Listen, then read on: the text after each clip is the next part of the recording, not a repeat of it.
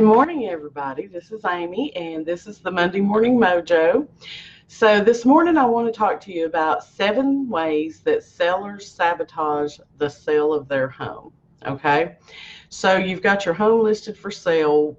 These are also some reasons why it may not be selling. But the first one is overpricing your home. And we are in a seller's market, and a lot of times I will go over comps with the seller and I will give them a range and kind of say, this is where I think you need to be. And invariably they're going to say, well, I'd like to list, and then give me a number $10, $15, $20,000 higher than what I've suggested.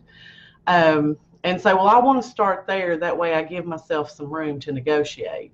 But here's the thing, even when you're in a seller's market, if you price your house too high, then you're going to price yourself out of the market. Okay?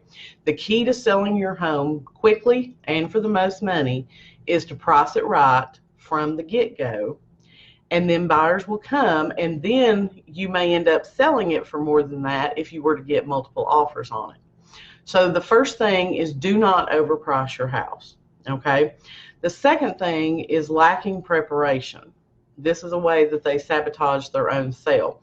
And you're like, well, how much prep does it take to sell a house? Well, that depends on your house. I've walked into some houses and, they need to be decluttered. They need to be organized. They need a good deep cleaning. You may need to paint a wall. You may need to do, 3 or 4 minor repairs, but you want your house to look the absolute best that it possibly can when you list it to sell.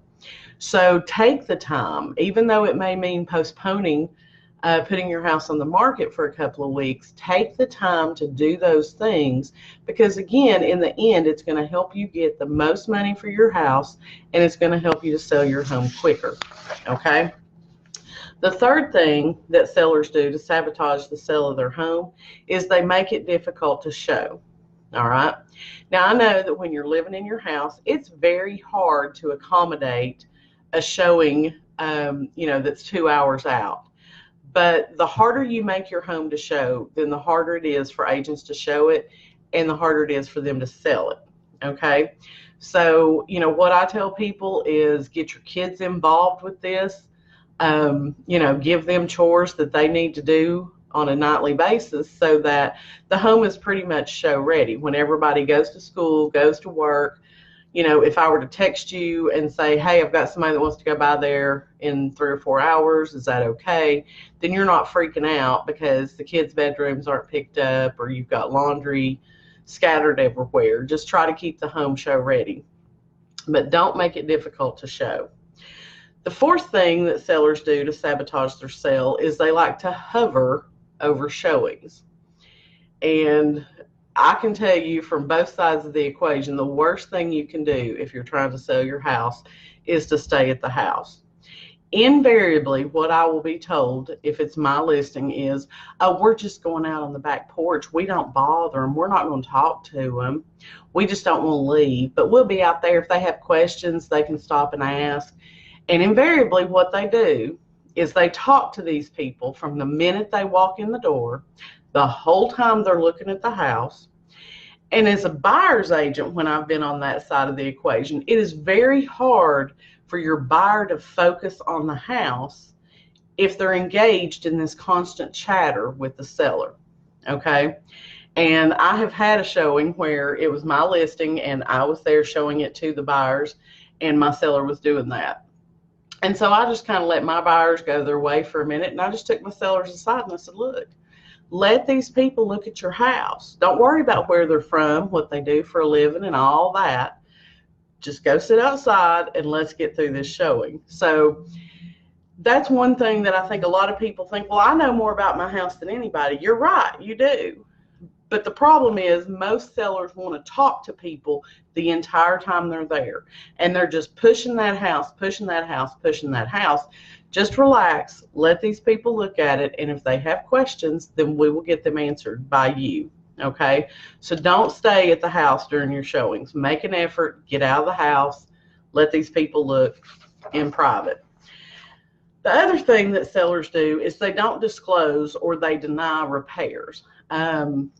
And so, you know, if you know that something is not working in your house, you're supposed to disclose that. We have a form called the property condition disclosure.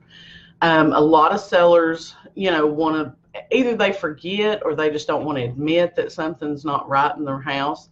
And then when it becomes an issue during repair negotiation, they don't want to pay to get that repaired. So you have to keep an open mind. Do you want to buy a house knowing that, you know, there's certain things that don't work or that need to be replaced?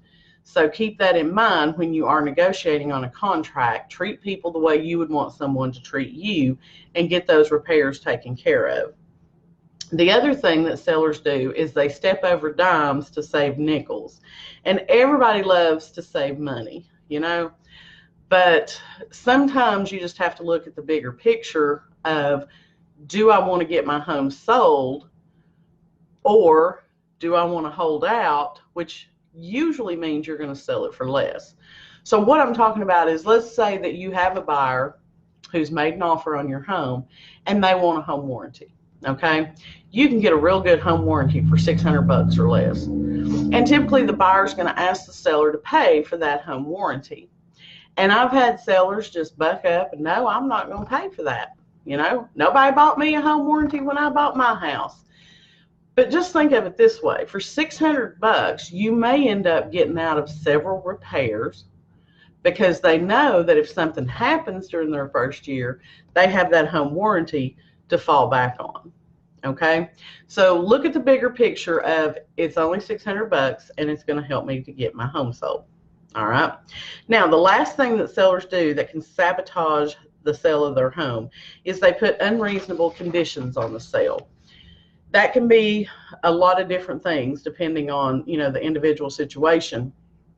But sometimes, you know, a seller says, well, I'm not packing up all my stuff and getting moved out before closing just to have the buyer walk, you know, 3 days before closing.